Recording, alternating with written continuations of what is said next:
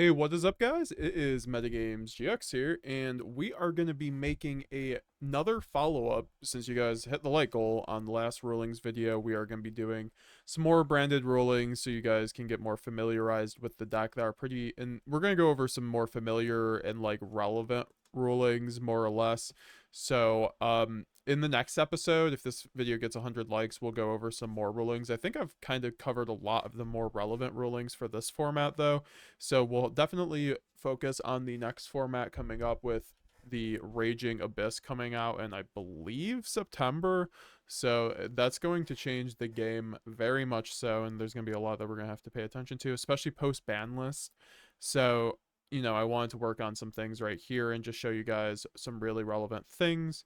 Want to talk about Light and Darkness Dragon because Light and Darkness Dragon is one of the coolest new cards out of Infinite Forbidden. Finally got the QCR, guys. So the first ruling is going to be with Light and Darkness Dragonlord and Branded Lost. Light and Darkness Dragonlord, one of the coolest new options in Branded, and a lot of people have been confused at the fact that under Branded Lost, are you able to use Branded Loss's effect to search a card that mentions Fallen of Albaz if you have a Light and Darkness Dragonlord on the field, or will Branded Loss be negated by Light and Darkness Dragonlord's mandatory effect? Well, if you thought that you could still search, and I've mentioned this before on my videos, you would be correct, because basically a continuous spell and trap card and even field spells are like this, but basically when you place Lost from your hand on the field, that's when you activate it. So if this was already on the field and then you activate, then you put on Light and Darkness Dragonlord, as long as this was already on the field,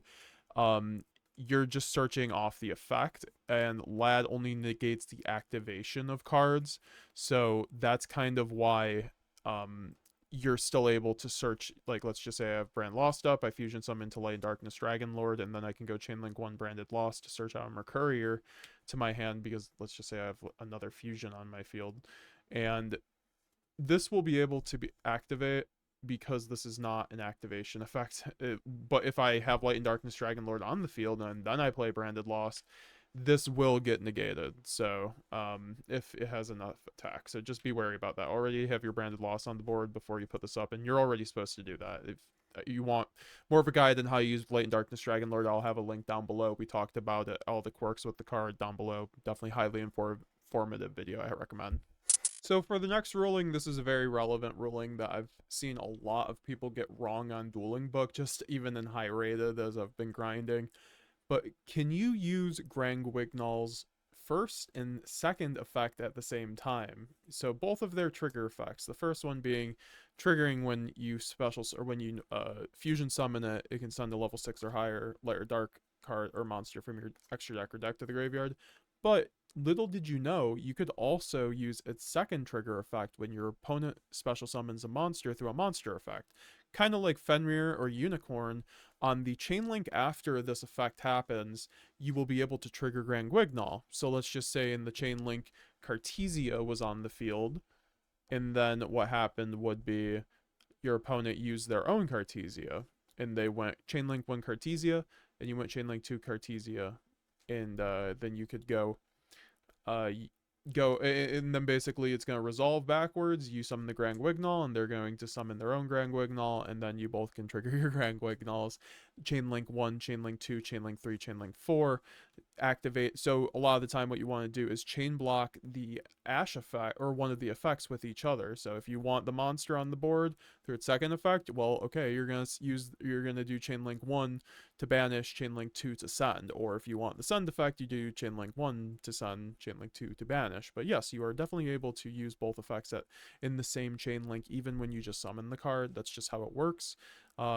Because the monster, by the resolution of the chain, that is when the effect checks to banish itself to summon. And since in the last chain link a monster was special summoned through a monster effect, you can still activate its effect. You aren't going to miss timing on sending a light or dark to your graveyard. So if someone tries to say you can't do that, well, you definitely can. So conversely, this kind of similarly happens with Quem too. So if you go branded or branded opening or branded banishment, target Quem in your graveyard, and then special summon it, and then you fuse off monsters into like a Despian Quertus for that, for instance. Can you go chainlink 1 Quem, chainlink 2 Quem, her first effect Ascend and her second effect be when a card leaves the extra deck, both effects on summon? Yes, you can. Similarly, like Granguignol, unless you don't have a valid target for the revival on summon, basically, because both effects can summon, can trigger, just like Granguignol. You will not be missing timing. The activation requirement is a monster leaving the extra deck, which was met. All right, so for our next ruling, we're going to be doing Fusion Duplication, Branded Loss, because if you have Fusion Duplication on the field while you have Branded Loss, and you go Fusion Duplication targeting the branded fusion that's in your graveyard to copy its effect, will you get the standard Branded Loss summoning protection under it? So what I mean by this is, obviously, this cannot be Ash. This has to be Ghost spelled because it is banishing a card from the graveyard and copying its effect. So just applying the effect, so it's not actually ashable like Branded Fusion is. But more importantly for this point is on the following resolution after duplication resolves. Let's just say you just summon out Albion the Branded Dragon. Will you be able to go chainlink 1 or chainlink 2 Branded Lost, and will you be able to, more importantly, will you get the protection under Lost? Will you get the summoning protection so your opponent can't respond? You know, the really broken part about Branded Lost, because this is a quote-unquote fusion monster being summoned, but does it count as a fusion summon for Branded Lost? Well, it doesn't. So basically, you will not get the Branded Loss fusion protection because Fusion Duplication is not an effect that includes a fusion summon. So it has no interaction with Branded Loss. It's actually kind of like how, so it's something to consider, because if you go chainlink 1 branded, if you go chainlink 1 Branded Dragon, chainlink 2 Branded Lost, your opponent can respond in this window, even though you were chainlink 1 on Fusion Duplication. Fusion Duplication as chainlink 1 is not an effect that includes a fusion summon, so you're just copying an effect. So it's kind of interesting how that works out, but be careful. So like if you go into Lubellion after this, by using Albion's effect to go into Lubellion, you will definitely be under Brand Loss protection, though, because then this is a proper fusion summon as chainlink 1. So you will definitely be able to get Brand Loss protection after that. It's just the first summon is not going to be there. Or if you summon something like a Sanctifier, you won't obviously get anything. So be careful about that. But will you also get the search? You will still get the search because a fusion summon as chainlink 1 still occurred. So 1 was performed, so you still get the search off of Brand Loss. You just do not get the protection off of Branded Loss when you use Fusion Duplication or something like Banishment.